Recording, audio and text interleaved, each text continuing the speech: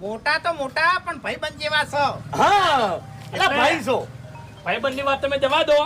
બાસ્કે બોલાવો અને હરી બોલાવો લે. હા એ બે ભાઈ હા દો એમ. એ તમારા બે પેલા કાઢી નાખેલા છે ને એને બોલાવો હડો.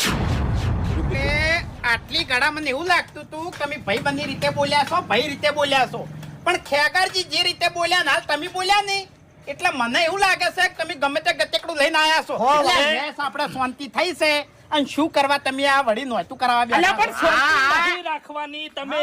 બોલાવો પેલા બે જણ. આનો અમે કુટુંબમાં એક બે જણા જીવતા છે ને એટલી ઘણા કોઈ દાડો શાંતિ થાય નહીં. હા નહીં થાય. લાખ રૂપિયાની વાત કરી આ જેટલી ઘડા જીવે છે ને એટલી ઘડા શાંતિ નહીં થાય. એ આ બે મરી જાય ને તાણી શાંતિ થઈ જાય. હું પાડો. હા બોલાવું છું. પેલા બે હા, ભાઈ ના એટલે બોલાવો ભાઈ. બાપુજી, અમે લડવા નહીં આ લ્યા મેઠો ઠપકો છે. તાણી મેઠો ઠપકો છે એમ. હા દો પેલા બે ભાઈ ને એમ. એ હરીબા ડોળા કાઢશો નહીં ખેગાર. એ તો એનું ઓછરેડી લ્યા. ખાલી ઓશોનો પાવર જ જોયો છે, બીજો પાવર નહીં જોયો. ઓશો તમારી મોટી હોય ને તો ઘેર બૈરા અમે ડોળા કાઢવાના. અલ્યા બૈરાની જો વાત કરો છો ભલા આદમી. કીધું એટલું કરો લે. એ હરીભાઈ લે બાસ્કાઈ એ બાર ઘેર આવો હાલ. હાલ આવો લે. બોલાઈ લો ઈ નહીં.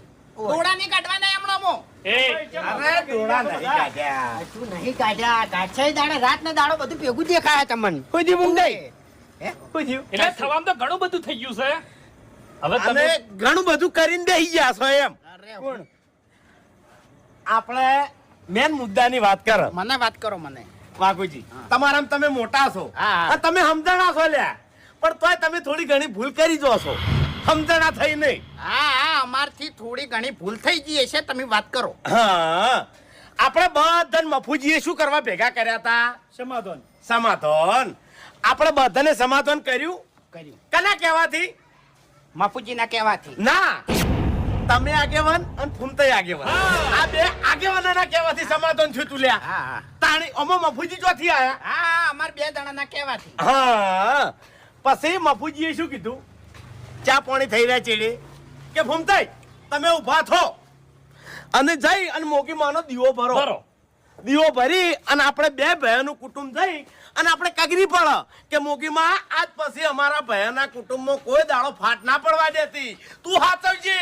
આવું મફુજીએ કીધું તું ને? હા કીધું તું. હા પછી ફૂમતાઈ જા દીવો ભરવા ઘરમાં જાય એટલે બહેણી લીધી તેલની અને બહેણી વાયા નાથી ના ખોલી.